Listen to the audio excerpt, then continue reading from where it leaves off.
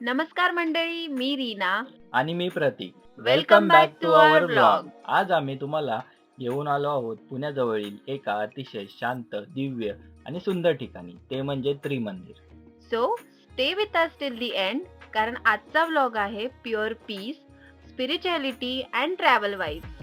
थेट शिवापूर टोल नाक्यापासून त्रिमंदिर साधारण 10 मिनिटांच्या अंतरावर आहे. पुणे सिटीपासून हार्डली 30 ते 35 मिनिटाच्या ड्राईव्ह डिस्टन्सवर आहे. आम्ही पोहोचलो तेव्हा आमचं फर्स्ट इम्प्रेशन होतं, वाव!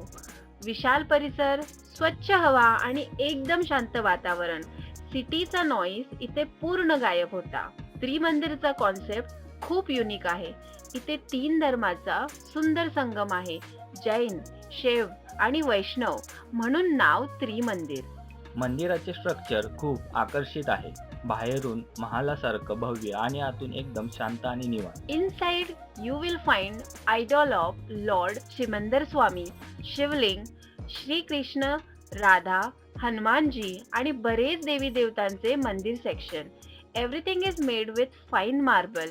लाइटनिंग खूप सॉफ्ट आहे, ज्यामुळे मेडिटेटिव्ह वाईब अगदी परफेक्ट वाटते. मंदिराचे मुख्य उद्दिष्ट म्हणजे सर्व धर्मांनी एकत्रित शांततेत राहावं म्हणजेच अहिंसा यांचा संदेश इथून दिला जातो. इथे पूजा, ध्यानधारणा आणि सत्संग यासाठी खास हॉल आहेत.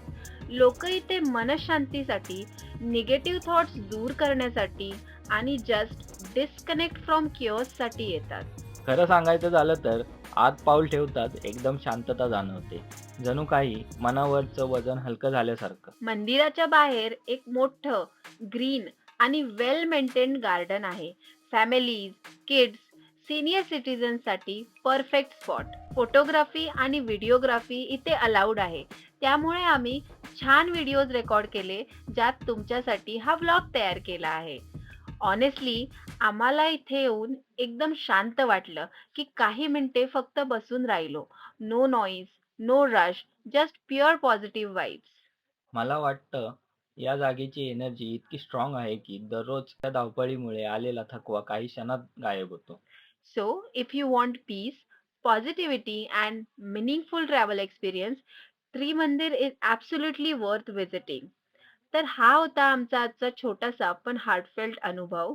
If you like our vlog, don't forget to like chef and subscribe. See you in the next video.